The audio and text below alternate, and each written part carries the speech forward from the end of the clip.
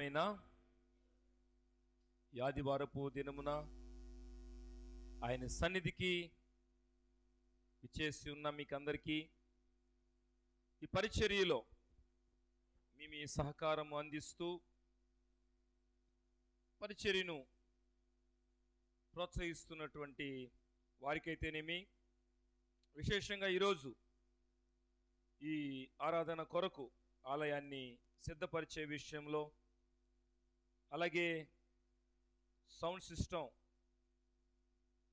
సిద్ధపరిచే విషయంలో పరిచర్య చేసినటువంటి వారికి, పాటలు పాడి ఆ రీతిగానే బైబిల్ చదివి సహకరించినటువంటి వారికి, ఒక మాటలో చెప్పాలంటే చేరి వచ్చిన మీకు అందరికీ కూడా ప్రభుపక్షంగా నా హృదయపూర్వకమైనటువంటి వందనాలు మీకు తెలియజేస్తా ఉన్నాను. దేవుడు మిమ్మలను మీ కుటుంబాలను సమృద్ధిగా ఆశీర్వదించునుగాక. ఆమేన్. ప్రభునందు ప్రియులారా, ఈరోజు మనము ధ్యానము చేసుకోబోతున్నటువంటి వాక్యాన్ని మరొకసారి గమనిద్దాం. సామెతలు గ్రంథంలో 3వ అధ్యాయము 7వ వచనాన్ని చదివినట్లయితే, ముందుగా చదివినప్పుడు విన్నాం, నేను జ్ఞానిని కదా అని నీవు అనుకొనవద్దు. జ్ఞానిని కదా అని నీవు అనుకొనవద్దు. యెహోవా యందు భయభక్తులు కలిగి చెడుతనము విడిచిపెట్టుము. నేను జ్ఞానిని కదా అనుకొనవద్దు. ప్రభునందు ప్రియులారా, ఈరోజు మనము కొన్ని విషయాలు బైబిల్ గ్రంథం నుంచి ధ్యానం చేసుకోబోతూ ఉన్నాం. జ్ఞానము అవసరం, ఎంతో అవసరం. మనం ఆయా సందర్భాలలో మన పిల్లలను ఉద్దేశించి అంటూ ఉంటాం, వీరికి జ్ఞానం లేదు, ఇంకా జ్ఞానం వీళ్ళకి కలగలేదు, వీరికి జ్ఞానము తక్కువగా ఉంది అనే పదాలు ఉపయోగిస్తూ ఉంటాం. మరికొంతమంది ఏమనుకుంటారంటే, మాకంటే జ్ఞానవంతులు ఇంకెవరు లేరు, మేము చాలా జ్ఞానం కలిగిన వాళ్ళం.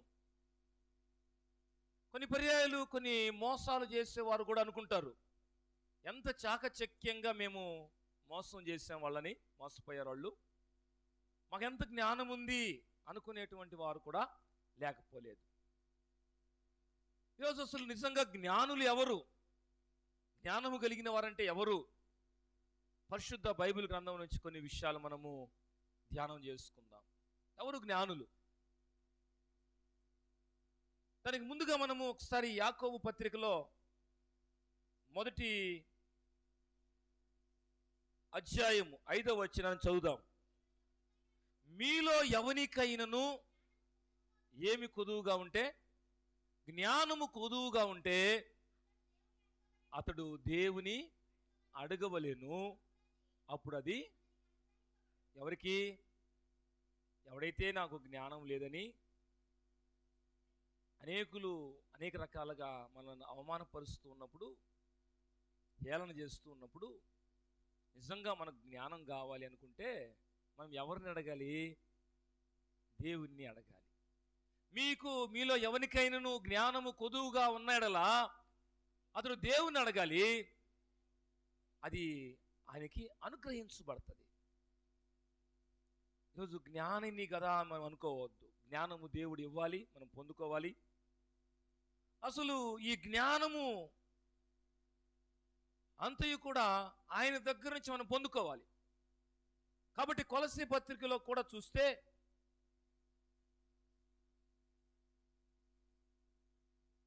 దానికి ముందుగా మనము సామెతల గ్రంథం 2వ అధ్యాయం 6వ వచనం చదువుదాం. చివరి చదువుదాం కొలస్సీ పత్రిక, వీలైతే చివరిలో జ్ఞాపకం చేసుకుందాం. సామెతల గ్రంథము 2:6, 2వ అధ్యాయం 6వ వచనం. యెహోవాయే జ్ఞానమిచ్చువాడు, తెలివియు వివేచనయు ఆయన నోట నుండి వచ్చును. యెహోవాయే జ్ఞానమిచ్చువాడు అంటే, మనం మొదట చదివాం, ఎవరికైనా జ్ఞానము కొదువుగా ఉంటే నన్ను అడగండి, నేను ఇస్తాను, అది వారికి అనుగ్రహించబడుతుంది. కాబట్టి ఈ జ్ఞానం ఇచ్చేవాడు దేవుడే. దేవుడు జ్ఞానం ఇచ్చిన జీవితము ఎంతో బుద్ధిమంతుని పోలిన జీవితంగా ఉంటుంది. బండ మీద పునాది వేసిన వాడిని పోలి ఉంటుంది. కాబట్టి జ్ఞానులు ఎవరు? చాలా మంది అనుకుంటూ ఉంటాం, నేను జ్ఞానిని, నేను చాలా జ్ఞానం కలిగిన వాడిని, మా పిల్లవాడు చాలా జ్ఞానం కలిగిన వాడు, మేము చాలా జ్ఞానం కలిగిన వాళ్ళం. జ్ఞానము కొదువుగా ఉంటే దేవుని అడగాలి, దేవుని యొద్ద నుంచి మనం అదే పొందుకోవాలి. యెహోవాయే జ్ఞానం ఇచ్చువాడు. ఎవరు జ్ఞానులు? ఇప్పుడు మన అంశంలోకి వస్తున్నాం. అసలు ఎవరు జ్ఞానులు? బైబిల్ గ్రంథం నుంచి మనం గమనిస్తే మొదటి మాట గమనిద్దాం. సామెతల గ్రంథంలో 8వ అధ్యాయము 33వ వచనం చదువుదాం. 8వ అధ్యాయం 33వ వచనం. సామెతల గ్రంథము 8వ అధ్యాయం 33వ వచనం. ఉపదేశమును నిరాకరింపక దానిని అవలంబించి జ్ఞానులయుండుడి. చాలు. అంటే మొదటి మాట ఏంటంటే వినువారు. ఉపదేశమును నిరాకరింపక దానిని అవలంబించి జ్ఞానులయుండండి. వినువారు జ్ఞానులు. ఏం వినాలి? వ్యర్థమైనటువంటి ఉపయోగకరం కానటువంటి మాటల కోసం ఎంతో సమయాన్ని కేటాయిస్తాము, ఎక్కడెక్కడ కూర్చుంటాము, రాత్రి లేదు, పగులని లేదు, మధ్యాహ్నం లేదు, సమయంతో పని లేదు. కానీ దేవుని మందిరంకి వస్తూ ఉన్నప్పుడు, దేవుని వాక్యం మనకు ప్రకటిస్తున్నప్పుడు ఉపదేశమును అంగీకరించి దాన్ని అవలంబించువారు జ్ఞానులు. వినడం ఎంతో ప్రాముఖ్యమో వెంబడించడం కూడా అంతే ప్రాముఖ్యం. ఈరోజు చాలా మంది వింటూ ఉన్నారు, ఉపదేశాన్ని వింటూ ఉన్నారు, కానీ అవలంబించడం లేదు. అవలంబించక మేము జ్ఞానులు అనుకుంటే వాళ్ళు పొరపాటులో ఉన్నారు, పొరబడుతున్నారు. చాలా మంది ఉపదేశాన్ని వినడం ఎంత ప్రాముఖ్యమో ఆ ఉపదేశాన్ని అవలంబించాలి. దేవుడు ఇలాగ నన్ను జీవించమని చెప్పాడు, దేవుడు ఇలాగ నన్ను నడవమని చెప్పాడు, దేవుడు నన్ను ఇలాగ హెచ్చరించి ఇలాగ నా జీవితంలో నన్ను ఆ మార్గంలో కొనసాగమని చెప్పాడు. ఆయన నన్ను కొనసాగమన్నాడు, జీవించమని చెప్పాడు. కాబట్టి ఉపదేశం ద్వారా నాకు అందించబడింది కాబట్టి వాక్యము నేను అవలంబించాలి. అవలంబించిన వారు జ్ఞానులుగా ఉంటారు. కాబట్టి మొదటి మాట ఏంటంటే నేను జ్ఞానిని అనుకొని సంబరపడవద్దు. జ్ఞానము అడిగితే ఆయన దగ్గర నుంచి మనం పొందుకుంటాం. జ్ఞానం ఇచ్చేవాడు ఆయనే. సో జ్ఞానులు ఎవరు? వినువారు. ఏమి వినువారు? ఏ మాటలు వినువారు? వ్యర్థమైన మాటలు, ఉపయోగకరం కాని మాటలు కాదు. దేవుని వాక్యము, దేవుని మాటలు, ఉపదేశము వినువారు. వినడమే కాదు, వినడము అవలంబించాలి. కాబట్టి మొదటి మాట ఏంటంటే ఎవరయ్యా జ్ఞానులు అంటే వినువారు జ్ఞానులు. ఏమి వినాలి? దేవుని మాటలు వినాలి. వినడమే కాదు, విన్న మాటలను అవలంబించాలి. రెండవ విషయాన్ని మనం గమనిద్దాం. రెండవ విషయానికి ముందు 23వ అధ్యాయం 19వ వచనం కూడా చూద్దాం. అదే సామెతల గ్రంథము 23:19 చదువుకొని రెండవ విషయంలోకి వెళదాం. నా కుమారుడా, నీవు విని జ్ఞానము తెచ్చుకునుము, నీ హృదయమును ఎలాంటి త్రోవలందు? యథార్థమైన త్రోవలందు చక్కగా నడిపించుకును.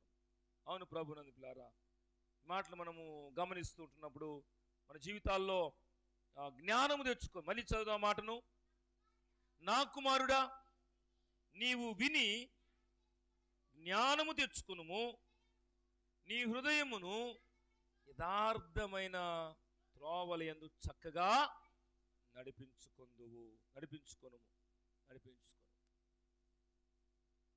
చాలా మంది వినేసి వదిలేసేటువంటి వారుగా ఉంటే ప్రయోజనం లేదు. ఏదైతే ఉపదేశము వింటూ ఉన్నావో, వినటువంటి వ్యక్తిగా దేవుని వాక్యం వినుట ద్వారా జ్ఞానం మనకు అనుగ్రహించబడుతుంది. జ్ఞానమును కలిగి మనము యథార్థమైనటువంటి త్రోవలలో మన జీవితాలు కొనసాగుతాయి. ఈరోజు చాలా మంది మోసం చేయడం, మోసకరమైనటువంటి ఆలోచనలు, మోసకరమైనటువంటి పనులు, మోసకరమైనటువంటి స్థితిగతులు చాలామంది చేస్తూ ఉన్నారు. ప్రభునందు పిల్లారా, మనము ఎంత మాత్రం కూడా అట్టి స్థితి మనం కలిగి ఉండకూడదు. మోసకరమైనటువంటివి ఆలోచన చేయకూడదు. యథార్థమైన త్రోవలు, యథార్థమైన నడిపింపు, యథార్థమైనటువంటి ఆ స్థితిని మనం కలిగి ఉండాలి. కావున మొదటి మాట, ఎవరు జ్ఞానులంటే మనం అనుకుంటే సరిపోదు. నేను చాలా జ్ఞానం కలిగిన వాడిని, నేను చాలా జ్ఞానం కలిగినటువంటి సంఘం మాది. ఎవరు జ్ఞానం కలిగిన వారంటే ఉపదేశాన్ని వినాలి, అవలంబించాలి, విని దాన్ని హృదయంలో ఉంచుకోవాలి. ఎవరైతే హృదయంలో ఆ వాక్యాన్ని లేకపోతే ఉపదేశాన్ని కలిగి ఉంటారో వారు క్రమమైన మార్గంలో వారి జీవితాన్ని కొనసాగించుకుంటారు. మొదటి మాట. రెండవ మాట మనము గమనిద్దాం. రెండవ మాట మనం చూసినట్లయితే సామెతల గ్రంథంలోనే 9వ అధ్యాయము 8-9 వచనాలు చదువుదాం. సామెతల గ్రంథము 9వ అధ్యాయము 8 వచనాల్లో 8 మరియు 9 వచనాలు. సామెతల గ్రంథము 9వ అధ్యాయము 8-9 వచనాలు. అపహాసకుని గద్దింపకము, గద్దించిన యెడల వాడు నిన్ను ద్వేషించును, జ్ఞానము గలవానిని గద్దింపగా వాడు నిన్ను ప్రేమించును. 9వ వచనం కూడా, జ్ఞానము గలవానికి ఉపదేశము చేయగా వాడు మరింత జ్ఞానము నొందును, నీతి గలవానికి బోధ చేయగా వాడు జ్ఞానాభివృద్ధి నొందును. ఎంతటి అమూల్యమైనటువంటి మాటలు తెలుసా ఇవి. మనం ఏదో డబ్బు పెట్టి ఏదో కొని నేర్చుకోవాల్సిన పని లేదు. పరిశుద్ధ లేఖనంలో అంతటి అమూల్యమైన మాటలు ఉన్నాయి. అపహాసకుని గద్దిస్తా. అపహాసకుడు అంటే ఎవరు? ఏదన్నా కొన్ని క్రమాలు చెప్తే మాకు తెలుసుపో, మాకు అవసరం లేదు, వాళ్ళు చెప్పుకోపో, ఇలా చెప్పుకోపో అనేవాళ్ళు కొంతమంది ఉంటారు, అపహాసకులు. దాన్ని వక్రంగా మాట్లాడేవాళ్ళు. మంచి చెప్పినా కొంతమందికి ఇష్టం ఉండదు. క్రమమైన జీవితం జీవించమంటే కొంతమందికి ఏమాత్రము ఆలోచన చేయరు. అపహాసకుని గద్దింపకము, గద్దించిన యెడల వాడు నిన్ను ద్వేషిస్తారు. ఈరోజు కూడా సేవకుడు మొఖాన ఏదైనా ఒక మాట అన్నారు అనుకోండి, మొఖాన ఒక మాట అంటే వెంటనే ఏం చేస్తారు? మమ్మల్ని అంతమందిలో ఈ మాట అన్నాడమ్మా పాస్టరు అని చెప్పి వెంటనే కొంతమంది ముఖం చిన్నబుచ్చుకుంటారు. కొంతమంది మందిరానికి రావడానికి మానేస్తారు. కానీ కింద లైన్ ఉంది, ఏముంది? జ్ఞానము గలవానికి ఉపదేశము చేయగా వాడు ఏం చేస్తాడు? నా క్షేమం కోసం కదా సేవకుడు చెప్పేది. రేపు మీకు సంఘ క్షేమాభివృద్ధి కొడుకులు ఉన్నాయి. ఎందుకోసం అవి? సంఘానికి మరి వాక్యము అందించడం కోసం, సంఘాన్ని ఇంకా ప్రభువుకు దగ్గరగా జీవింపజేయడం కోసం, సంఘాన్ని ఇంకా ఆధ్యాత్మికంగా బలపరచడం కోసం సంఘ క్షేమాభివృద్ధి కొడుకులు రేపు 20వ తారీఖు జరుగుతుంది మన సంఘంలో. సంఘాన్ని బలపరచడం కోసం. అందుకని జ్ఞానం కలిగిన వారికి మరి కొంచెం మాటలు చెప్పినప్పుడు, ఉపదేశం చెప్పినప్పుడు వారు మరింత జ్ఞానం పొందుతారు. 9వ వచనం చాలా ప్రాముఖ్యం, చదువుదాం. జ్ఞానము గలవానికి ఉపదేశము చేయగా వారు మరింత జ్ఞానం నొందును, నీతి గలవానికి బోధ చేయగా వాడు జ్ఞానాభివృద్ధి నొందును. అందుకని రెండవ మాట ఏంటంటే, ప్రభునందు పిల్లరా, జ్ఞానులు ఎవరంటే వినేవారు, ఉపదేశాన్ని వినేవారు. వారు జ్ఞానంలోకి నడిపించబడతారు, జ్ఞానం చేత నడిపించబడతారు. రెండవది, జ్ఞానులు ఎవరంటే గద్దింపును అంగీకరించేవాళ్ళు. చాలామంది గద్దింపు అంటే అసలు ఇష్టమే ఉండదు. మమ్మల్ని తిడతారా? ఏమనుకుంటున్నాడు పాస్టరు? నేను బాగుపోతే చర్చికి, నేను చేయకపోతే చర్చికి, అవి చేయకపోతే వేయకపోతే. గద్దింపుకు లోబడేవాళ్ళు జ్ఞానులు. ఎందుకు మమ్మల్ని గద్దించాల్సి వచ్చింది సేవకుడు? ఎందుకు మా తల్లి మమ్మల్ని గద్దించాల్సి వచ్చింది? ఎందుకు మా తండ్రి మమ్మల్ని హెచ్చరించాడు, గద్దించాడు? మా ప్రయోజనం కోసం, మా మేలు కోసం. ఎవరైతే ఆ గద్దింపుకు లోపడతారో వారు జ్ఞానులు. ఆయన గద్దించాడు, సేవకుడు గద్దించాడని సేవకునికి వ్యతిరేకంగానూ మాట్లాడి, ముందు మాట్లాడకపోయినా వెనక మాట్లాడి, తల్లి మాట్లాడిందని తల్లి మీద తిరగబడి, తండ్రి మాట్లాడారని తండ్రి మీద ద్వేషం పెంచుకొని, వీరు జ్ఞానులు కాదు, వీరు మూర్ఖులు అనొచ్చు. వీరు మూర్ఖులు, వారు అజ్ఞానులు. దేవుని మందిరంకి వచ్చి దేవుని వాక్యం వింటున్నటువంటి సహోదరి సహోదరుడా, ఎక్కడి నుంచి నీవు దేవుని వాక్యం వింటూ ఉన్నప్పటికీ నేను జ్ఞానిని కదా అనుకొని సంబరపడిపో సరిపోదు. నేను జ్ఞానిని కదా అని చెప్పుకోవడం కోసం, నేను జ్ఞానిని అనిపించుకోవడం కోసం ఏవేవో ప్రయత్నాలు చేసి సరిపోదు. జ్ఞానము గలవాడు ఎవడు అంటే, జ్ఞానము కలిగిన వారు ఎవరు అంటే, వారు వింటారు, దేవుని ఉపదేశాన్ని వింటారు. రెండవది, గద్దింపుకు లోబడతారు. ఈ గద్దింపుతో కూడిన మాట, నా కోసం ప్రభు మాట్లాడుతున్నాడు, నా కోసం ప్రభు మాట్లాడుతున్నాడు, నా క్షేమం కోసం ప్రభు మాట్లాడుతున్నాడు. గద్దింపునకు లోబడేవారు జ్ఞానులు.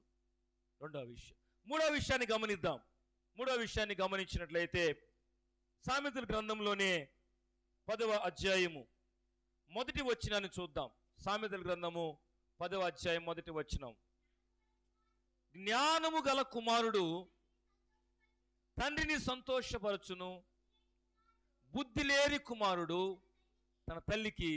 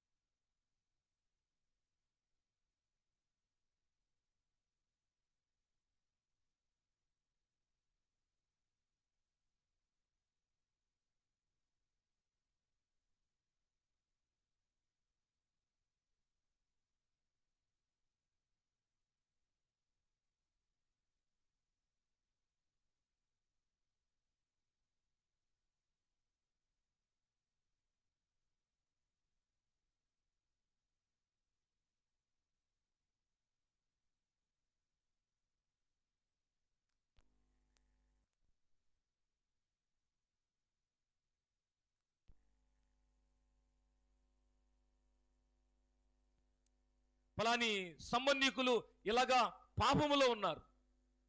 ఎంత అవమానం సేవకునికి, అంతకంటే దేవునికి ఎంత దుఃఖకరం. అయ్యో, ఇందుకోసమని నేను మీకోసం ఈ కార్యం చేశాను. ప్రభు ఎంతో దుఃఖిస్తాడు. కాబట్టి ప్రభునందు ప్రియ సంగమా, మనం గమనించాలి, తల్లిదండ్రులకు సంతోషం కలుగు చేసేవాడు జ్ఞానం కలిగిన వాడు. తల్లిదండ్రులకు దుఃఖం కలుగు చేసేవాడు, తల్లిదండ్రులకు అవమానం కలుగు చేసేవాడు, వాడు బుద్ధిహీనుడు.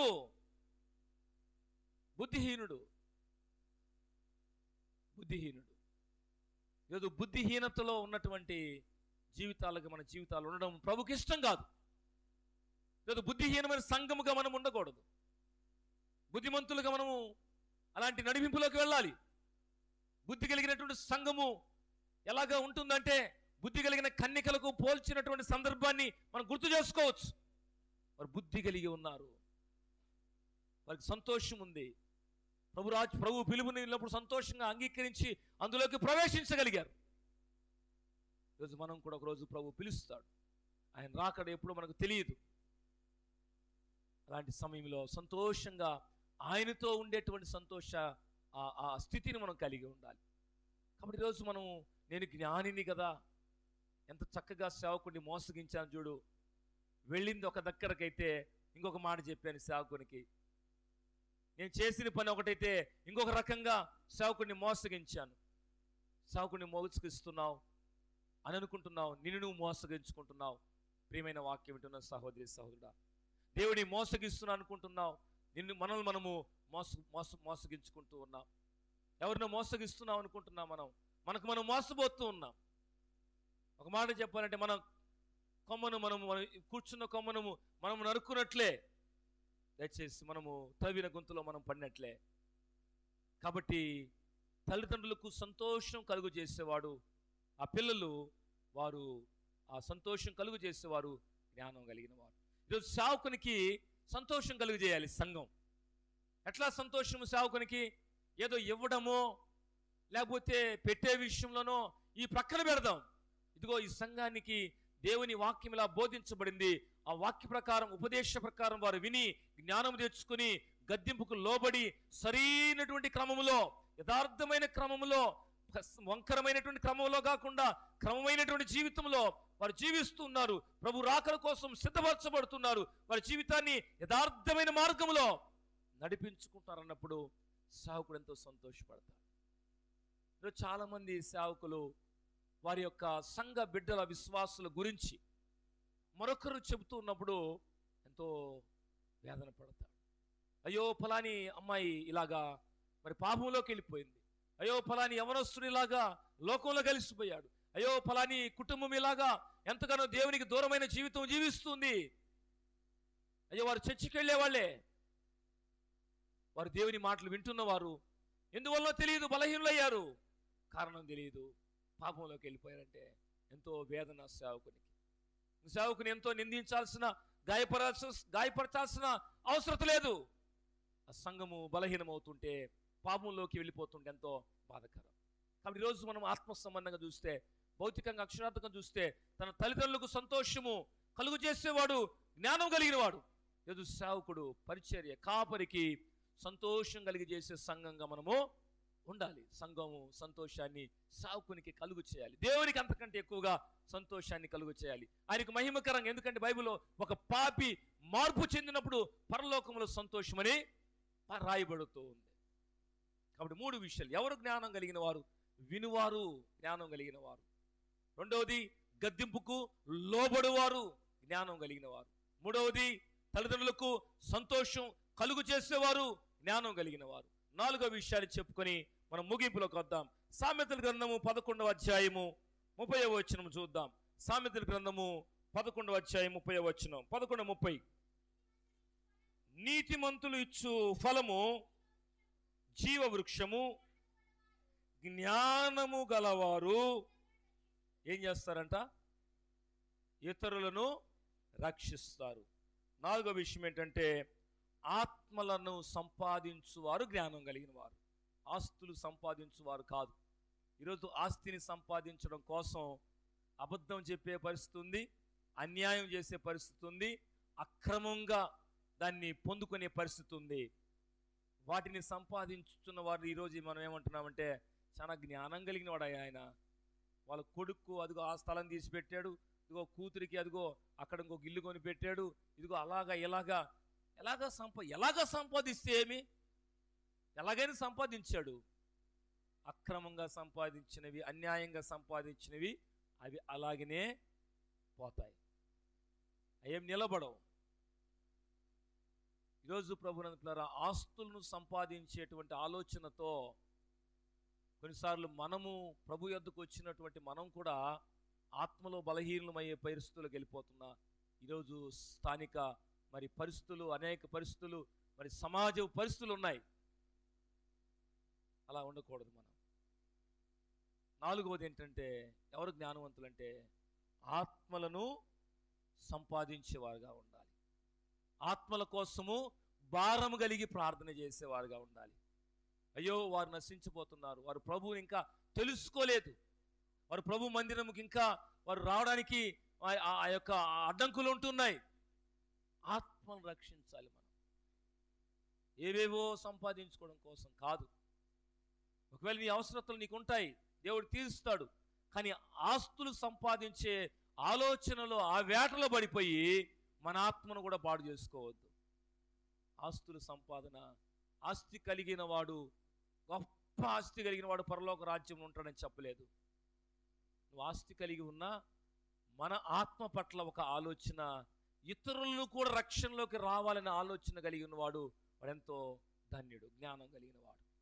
కాబట్టి మళ్ళీ చదువుదాం, ఆ మాటను చదివి ముగించుకుందాం. నీతిమంతులు ఇచ్చు ఫలము జీవవృక్షము, జ్ఞానము గలవారు ఇతరులంటే ఎవరు? ఇతరులంటే ఇతరులే, అంతే. ఇతరులంటే ఎవరు? ఇతరులంటే ఎవరు తెలుసా తెలీదా? ఇతరులు పక్కవారు, పొరుగువారు, ఇతరులు. మనం కాకుండా ఇతరులు. నేనున్నాను, నా పొరుగువారు. మేము ఆ పలానా దగ్గర గృహంలో నివాసం ఉంటున్నాం, మా పొరుగువారు, మన ఎదుటివారు. అనేకులు రక్షణలో లేని వారు ఉన్నారు.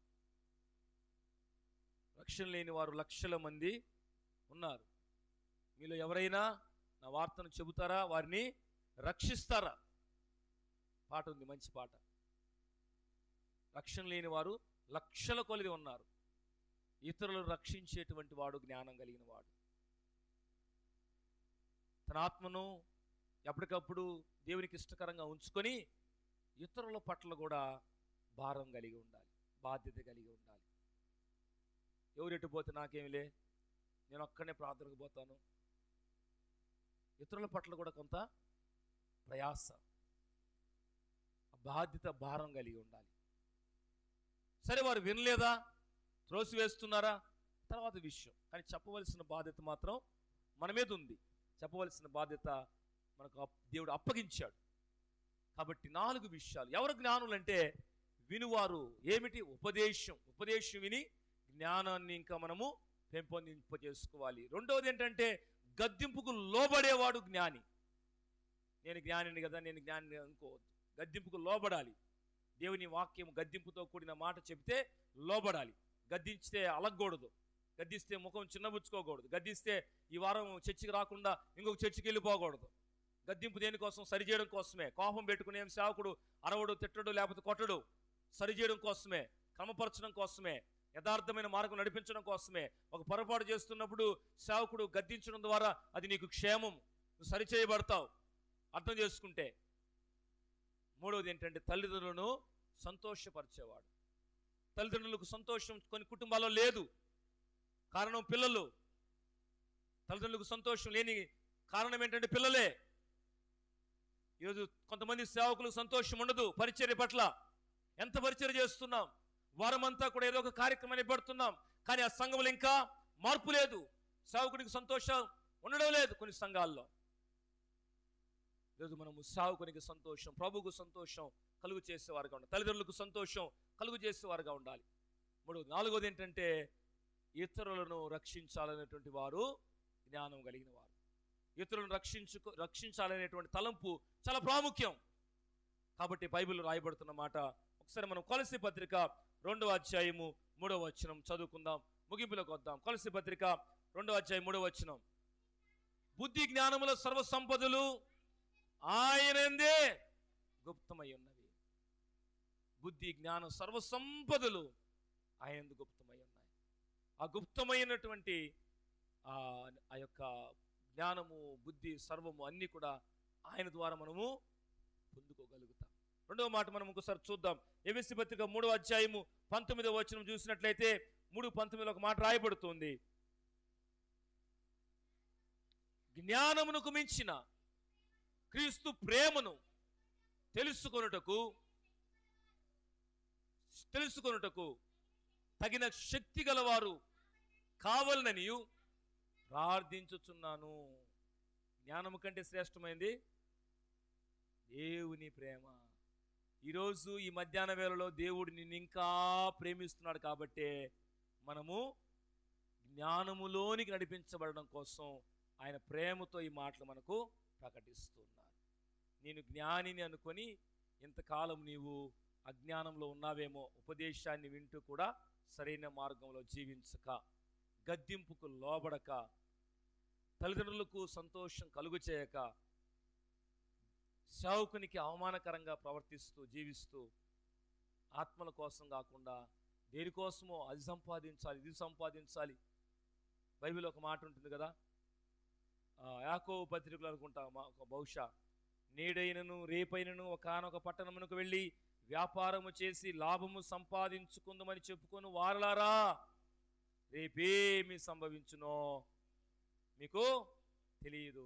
ఏమేమో సంపాదించుకోవాలి, పేరు సంపాదించుకోవాలి, వ్యాపారంలో అభివృద్ధి సంపాదించుకోవాలి, ఆస్తులను సంపాదించుకోవాలి, ఇదిగో అలాంటి సర్టిఫికేట్లు, ఇలాంటి డాక్టరేట్లు ఏవేవో సంపాదించుకోవాలి. అదిగో మమ్మల్ని వారు ఇలా గొప్పగా మాట్లాడాలి, ఇలాగ ఏదేదో సంపాదించుకోవాలని అసలు పరలోకాన్ని పోగొట్టుకుంటే ప్రయోజనం లేదు. పరలోకాన్ని పొందుకోవాలంటే ఈ లోకంలో జ్ఞానం కలిగి ఆయన ఉపదేశాన్ని వింటూ మరింత జ్ఞానంలోకి వెళ్ళి గద్దింపుకు లోబడి, నన్ను ఎందుకు గద్దించాడు దేవుడు? నన్ను సరిచేయడం కోసం. తల్లిదండ్రులకు సంతోషం, నేను సేవకునికి నేను ఎంతో ఉపయోగకరంగా ఉండాలి, సేవకునికి నేను సహకారిగా ఉంటాను, దేవునికి మహిమకరంగా ఉండాలి. నేను ఫలాని సంఘ విశ్వాసులు అంటే వాళ్ళు ఇలాగా ఉంటారు. మీ సంఘాన్ని గురించి కొంతమంది సాక్ష్యం చెప్తారు. మనకు సేవకుడు అంటున్నాడు, అయ్యా సంఘం అంటే అదిగో నందిపాడు సంఘం, ఆ సేవకుని మాట ఎంత బాగా వింటారు, వాళ్ళు చెప్పింది చెప్పినట్టు చేస్తారని ఒక దగ్గర అంటా ఉన్నాడు ఆయన ఇంకొక సేవకుడితో. నాకు కొన్నిసార్లు ఇంకా బాగా వినాలి వీళ్ళు, నా మాట కాదు దేవుని మాట అనిపిస్తుంది. ఇంకా ఎక్కడైనా లోటుపాట్లు సరి చేసుకోవాలి, రాకడ కోసం సిద్ధపరచబడిన సంఘము ఇంకా అసంపూర్ణంగా ఉండకూడదు, సంపూర్తిలోకి మార్చబడాలి. కాబట్టి గద్దింపునకు లోబడిన వాడు జ్ఞానం కలిగిన వాడు. గద్దింపుకు లోబడతాడు, తల్లిదండ్రులు గద్దింపుకు లోబడాలి. చివరిది ఏంటంటే ఆత్మల కోసం భారం కలిగి ఉండాలి, ఇతరులను రక్షించడం కోసం. ఏదో నా జీవితం అన్నట్లుగా వెళ్ళిపోవడం కాదు. నేను విన్న వాక్యము, నేను తెలుసుకున్న యేసయ్య మార్గం, నేను జీవిస్తున్నటువంటి యేసు ప్రభు వారి యొక్క ఆ యొక్క మార్గంలో ఇతరులు కూడా రక్షణలోకి వస్తే అంత బాగుంటూ ఉంది. కాబట్టి ఇతరులను రక్షించేటువంటి వారు జ్ఞానం కలిగిన వారు. చివరి మాట చదువుకున్నాం కదా మనం,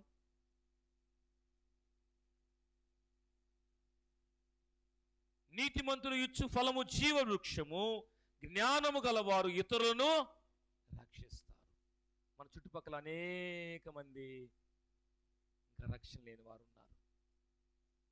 వారిని రక్షించవలసిన బాధ్యత దేవుడు మనకు అప్పగిస్తున్నాడు. కాబట్టి ఈ ప్రేమ కలిగిన మాటలు, జ్ఞానము కంటే బలమైన మాట ప్రేమ, ఆ ప్రేమ కలిగిన మాటలు మనకు ప్రకటించబడుతున్నప్పుడు మనం జ్ఞానము కలిగి దేవుని వాక్యమును విని అంగీకరించి అనుసరించి ఆశీర్వదించబడదుముగాక. ఆమేన్.